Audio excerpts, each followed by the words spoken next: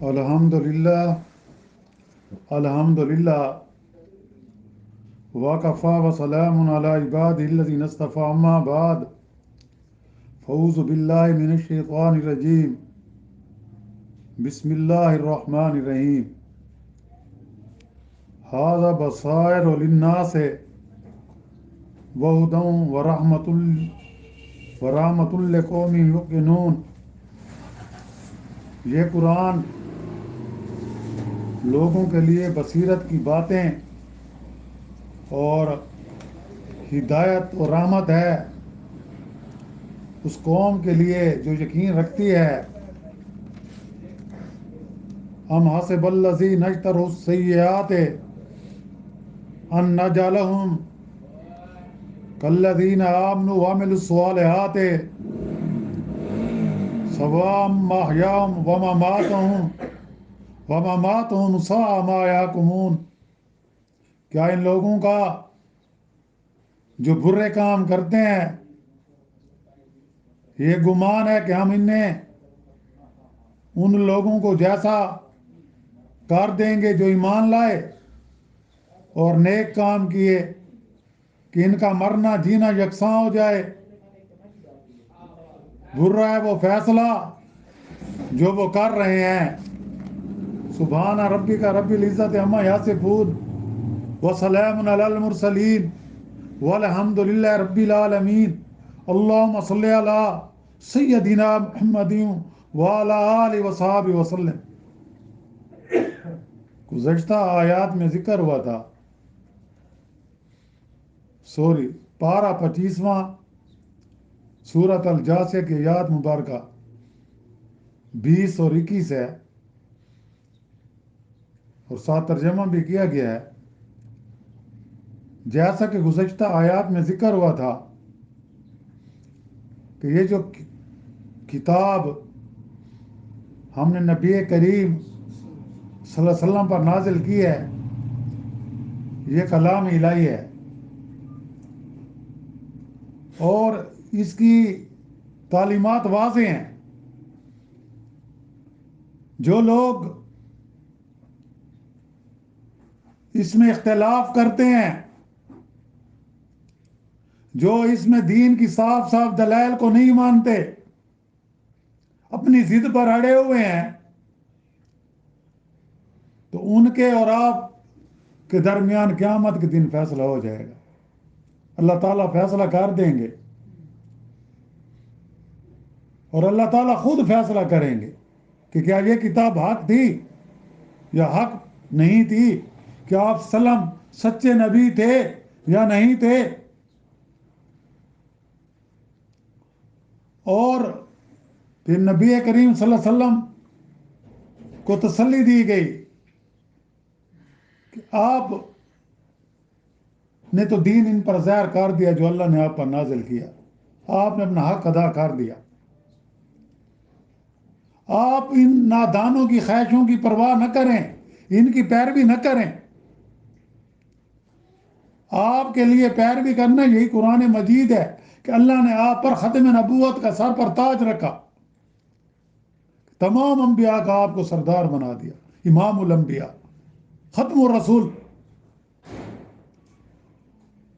اور پھر یہ لوگ ظالم ہیں جو حق بات کو نہیں مانتے، جو دین حق کو قبول نہیں کرتے، جو اس قرآن مجید پر ایمان نہیں لاتے، یہ سب سے بڑے ظالم ہیں اور یہ ایک دوسرے کے ساتھی ہیں۔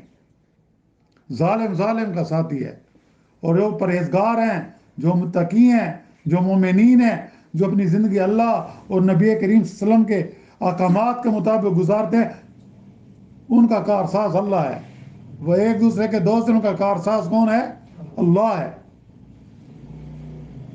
اور آج جو آیات مبارکہ دو پڑھی گئی ہیں کہ ھذا بصائر للناس وہدی ورحمۃ لقوم یوقنون، کہ یہ جو قرآن ہے نا لوگوں کے لیے اس میں بصیرت کی باتیں ہیں، یعنی یہ ان دلائل کا مجموعہ ہے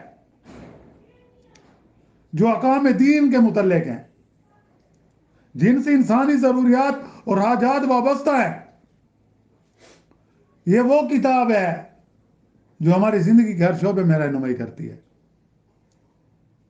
کہ ہم نے زندگی کیسے گزارنی ہے، ہم نے عبادات کیسے کرنی ہے، ہمارے اخلاق کیسے ہونے چاہیے، لوگوں کے ساتھ ہمارا رویہ لین دین کیسا ہونا چاہیے، ہم نے کاروبار کیسے کرنا ہے، دشمن کے ساتھ ہم نے کیسا رہنا ہے، مومنین کے ساتھ ہم نے کیسا سلوک کرنا ہے۔ قرآن مجید زندگی کے ہر شعبے میں ہماری رہنمائی کرتا ہے۔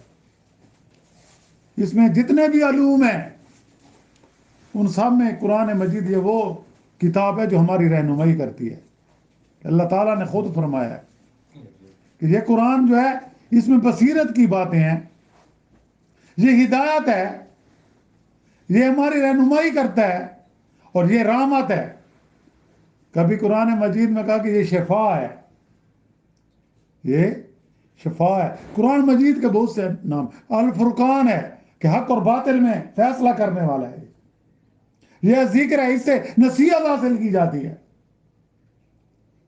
اور یہ رحمت ہے یعنی دنیا میں ہدایت کا راستہ بتلانے والا ہے، آخرت میں رحمت الہی کا موجب ہوگا۔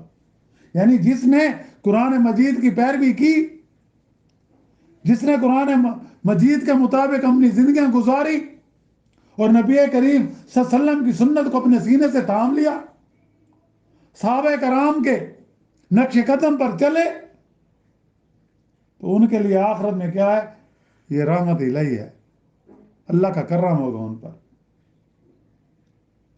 کہ آپ صلی اللہ علیہ وسلم نے یہ بھی فرمایا ہے، جس کا مفہوم یہ ہے کہ جب فتنیوں کا دور آئے گا، قسم قسم کے فتنے اٹھیں گے، تو وہ لوگ جس نے میری سنت اور میرے صحابہ کے طریقے کو ایسے تھام لیا جس طرح دانتوں میں کوئی چیز آدمی مضبوطی سے پکڑتا ہے، تو وہ کامیاب ہے۔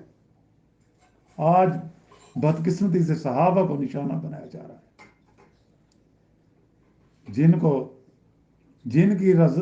اللہ تعالیٰ نے اپنی رضامندی کا سرٹیفکیٹ دے دیا کہ راضی اللہ عنہ ورضوا عنہ، کہ اللہ ان سے راضی، وہ اللہ سے راضی، اور یہاں ان کے ایمان پر کیڑے نکالے جا کہ یہ ایمان لائے تھے یا نہیں لائے تھے۔ بعض بدبخت لوگ کیا کہتے ہیں کہ نبی کریم صلی اللہ علیہ وسلم کی وفات کے بعد صرف 4 صحابہ کا ایمان تھا، باقی توبہ نعوذ باللہ سب مرتد ہو گئے تھے۔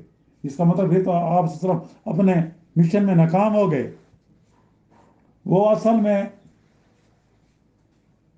ایسے لوگ یہودیت کے ایجنٹ ہیں کہ یہودیت کا سارا زور یہی ہے کہ نبی کریم صلی اللہ علیہ وسلم کے ساتھیوں کو نشانہ بنایا جائے کہ آپ نعوذ باللہ اپنے مشن میں ناکام رہے تھے۔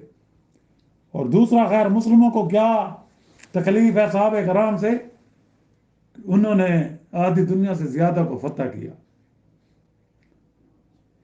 جس صحابی نے زیادہ علاقے فتح کیے وہی زیادہ ان کے ستم کا نشانہ ہے۔ حضرت ابوبکر صدیق کے دور میں ہمارے پاس ہماری جو حکومت تھی وہ تقریباً 11-11.5 لاکھ مربع میل پر تھی۔ حضرت عمر فاروق رضی اللہ عنہ کے دور میں تقریباً 22.5 لاکھ، اور پھر حضرت عثمان رضی اللہ کے دور میں تقریباً 54 لاکھ، حضرت امیر معاویہ رضی اللہ عنہ کے دور میں تقریباً 66 لاکھ، اس لیے ان کو زیادہ نشانہ بنایا جاتا ہے۔ پھر بنو امیہ کے آخر تک تقریباً 80-90 لاکھ کے قریب مسلمانوں کی حکومت تھی۔ پھر بدقسمتی سے جب مسلمانوں میں فرقہ بندی پیدا ہوئی، کئی قسم کے تحریکیں اسلامی حکومت کے خلاف چلی، 132 ہجری میں بنو امیہ کی جگہ بنو عباس آ گئے، اس وقت ہماری فتوحات رک گئیں۔ پھر انہی بنو امیہ میں سے ایک شہزادہ عبد الرحمن جو وہاں سے نکل کر اسپین چلا گیا، اور وہاں انہوں نے پھر 750 سال تک حکومت کی، اور آج انہی صحابہ کرام کو زیادہ نشانہ بنایا جا رہا ہے، ان کو غلط ثابت کیا جا رہا ہے، جن کی وجہ سے اسلام پھیلا، ہمیں اسلام کی دولت ملی۔ بر صغیر میں اسلام آیا محمد بن قاسم کے ذریعے۔ محمد بن قاسم تو کون تھا؟ حجاج بن یوسف کا بھتیجا تھا اور داماد تھا، انہی کو نشانہ بنایا جا رہا ہے۔ طارق بن زیاد افریقہ میں، وہ بھی بنو امیہ کے دور۔ اس طرح اسپین میں عبد الرحمن بن مالک جو بنو امیہ میں سے تھا، اور انہی کو سب سے زیادہ نشانہ اس لیے بنایا جا رہا ہے کہ یہ ثابت کیا جائے کہ یہ اسلام کی جنگ نہیں لڑ رہے تھے بلکہ لوٹ مار کر رہے تھے. تو آج جو دنیا میں مسلمان ہیں انہی کی وجہ سے ہیں، اور انہی کو، اور ہمارے بھولے بھالے مسلمان بھی ان کی باتوں میں آ جاتے ہیں. تو یہاں یہی ہے کہ آج بھی اگر مسلمانوں کا وہ صحابہ والا ایمان ہو جائے، قرآن پر عمل کرنے والے ہو جائیں، تو آج بھی ہمارے لیے اللہ کی طرف سے رحمتیں برسیں گی، رحمتیں برسیں گی. اور پھر آگے فرمایا ہم حسب الذین اجتروا السیئات ان نجعلہم کالذین آمنوا وعملوا الصالحات سواء محیاہم ومماتہم ساء ما یحکمون. کیا ان لوگوں کا جو برے کام کرتے ہیں یہ گمان ہے کہ ہم ان لوگوں کو ویسا کر دیں گے جیسے ایمان والے ہیں؟ ایمان والے اور ایمان نہ لانے والے برابر نہیں ہو سکتے. اللہ نے واضح یہ بتا دیا کہ یہ جو ایمان نہیں لائے ان کا یہ گمان ہے کہ اللہ تعالیٰ نے ہمیں اس دنیا میں مال و دولت سے نوازا ہے. ایمان لانے والوں کے نسبت میں ہمارے پاس ہر قسم کی آسائش ہے، ہر قسم کا اسلحہ ہے، لہٰذا اگر آخرت ہوگی تو اس وقت بھی ہم خوشحال ہوں گے. یہ اہل ایمان والے خوشحال نہیں ہوں گے. لیکن یہ ان کی بھول ہے، اللہ نے یہ بات کلیئر کر دی، اور کہ ان کا جینا مرنا یکساں ہو جائے، یہ نہیں، کہ یہ نہیں ہو سکتا. کیوں؟ یعنی دنیا اور آخرت میں دونوں کے درمیان کوئی فرق نہ کریں. اس طرح ہرگز یہ ایسا نہیں ہو سکتا ہے. اور اس کا مطلب ہے کہ جس طرح دنیا میں وہ برابر تھے آخر میں بھی برابر رہیں گے. یہ کفار کا وہ تھا، کفار کی سوچ تھی جو ایمان نہیں لائے تھے. وہ کہتے جیسے ہم دنیا میں ہیں ویسے ادھر بھی ہوں گے. جیسے قرآن مجید باغ والوں کا ایک باغ والے کا ذکر ہے کہ غریب کے ساتھ اس کی بات ہو رہی ہے، اس کو کہتے ہیں ادھر بھی ہم آسانی میں تو ادھر بھی ہوں گے. تو یہاں یہی ہے کہ برابر نہیں ہے. یہ دنیا آزمائش گاہ ہے. مومن کے لیے وسلم کا فرمان اور دنیا سجن المومن وہ جنت الکافر، کہ یہ دنیا جو ہے مومن کے لیے قید خانہ ہے اور کافر کے لیے جنت ہے. اور نہ بدکار کو سزا ملے. ادھر تو بدکار بچ جاتا ہے نا، لیکن قیامت کے دن نہیں بچے گا بھائی. اور ایسا ہو کہ ایمان صالح کرنے والے کو انعام نہ ملے. اللہ تعالیٰ نے واضح یہ بتا دیا کہ جنہوں نے نیک عمل کیے، جو پرہیزگار رہے، جنہوں نے دین پر چلے، جو نبی کریم صلی اللہ علیہ وسلم کی سنت پر چلے، جنہوں نے اللہ کے احکامات کو مانا، وہ قیامت کے دن کامیاب ہوں گے، ان کا فیصلہ ہو جائے گا. اور جنہوں نے مخالفت کی، جنہوں نے تکالیف دی، وہ یہ نہ سمجھیں کہ وہ بچ جائیں گے. تو یہ قیامت کا دن فیصلے کا دن ہے. تو یہاں یہی ہے کہ ان کا مرنا جینا یکساں ہو جائے. یہ ان کی سوچ ہے، غلط سوچ ہے کفار کی، غیر مسلموں کی، کہ یہ ایسے نہیں ہوگا. کیوں؟ کہ برا ہے وہ فیصلہ جو وہ کر رہے ہیں. یعنی کہ ان کی جو سوچ ہے، جو انہوں نے سوچ رکھا ہے، یہ ان کے لیے برا ہے، ان کی بہت بری سوچ ہے. اور روزہ قیامت کے دن پھر یہ پچھتائیں گے، کہیں گے کہ کاش ہم ایمان لے آتے. کبھی کہیں گے ہمیں دوبارہ دنیا میں بھیج دیا جائے، ہم دوبارہ نیک عمل کریں گے، انبیاء کے نقش قدم پر چلیں. لیکن اس وقت مہلت کا وقت ختم ہو. مرنے کے بعد دوبارہ جینا نہیں ہے، دوبارہ جینا ہے تو قیامت کے دن. اللہ تعالیٰ سے دعا ہے کہ اللہ تعالیٰ ہم سب کا خاتمہ ایمان پر فرمائے، ہمیں بقیہ زندگی قرآن و سنت کے مطابق گزارنے کی توفیق عطا فرمائے. اللہ تعالیٰ ہماری کوتاہیوں کو، کمزوریوں کو معاف فرمائے، ہمارے صغیرہ کبیرہ گناہ معاف فرمائے، ہمیں سنتوں پر چلنے والا بنائے. اور جو لوگ اس دنیا سے رخصت ہو گئے مسلمان، ان سب کی مغفرت فرمائے اور ان کو جنت میں اعلیٰ مقام عطا فرمائے. اور جو مسلمان ہیں آج کفر کے ظلم کا نشانہ بنے ہوئے ہیں، یا اللہ تو ان کی غیبی مدد فرما، خصوصاً فلسطین کے مسلمانوں کی، کشمیر کے مسلمانوں کی، اور مسلمان حکمران جو بے غیرت ہو چکے ہیں، یا اللہ ان کو غیرت عطا فرما، ہمت عطا فرما کہ یہ اپنے مسلمان مظلوم بھائیوں کی مالی اور جانی امداد کرے تاکہ کفر پر اسلام کا روب پیر ہو جائے. اور جو بیمار ہیں گھروں میں ہیں، ہسپتال میں، اللہ تعالیٰ سب کو صحت کاملہ عطا فرمائے اور ایمان کے ساتھ زندہ رکھے اور ہم سب کا خاتمہ بھی ایمان پر فرمائے. وآخر دعوانا الحمد للہ رب العالمین. ربنا آتنا فی الدنیا حسنۃ وفی الآخرۃ حسنۃ وقنا عذاب النار.